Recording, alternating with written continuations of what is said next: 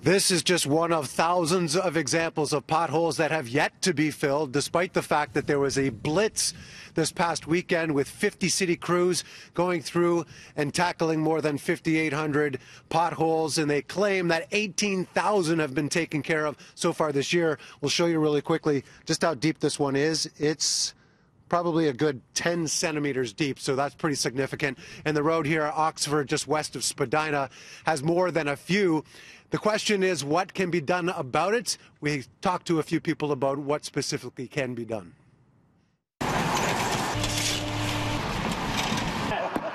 No matter the number of holes to be filled on Toronto roads, it's seemingly never enough.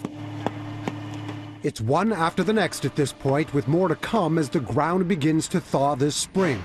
Certainly more can be done. This is something that we've tried to highlight each and every year during our CAA Worst Roads campaign, where we asked municipalities as well as senior levels of government to dedicate more money towards things like road improvements. The city's annual budget for pothole repair is between $4 to $5 million. Over the last few years, though, the pothole problem has gone from more than 185,000 in 2016 to nearly 245,000 last year. That's an increase of 32%. People say more money should be invested.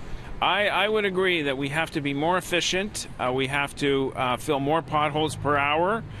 We have to put more money into it. We have to make sure we reduce the number of claims against the city for property damage. As chair of the city's Infrastructure and Environment Committee, Pasternak has some pull over how deep the city can dive into resources and budget.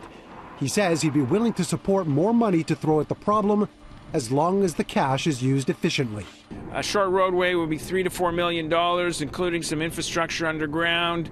Potholes are expensive, but still it is a more cost-effective way of keeping a road safe. Other possible solutions?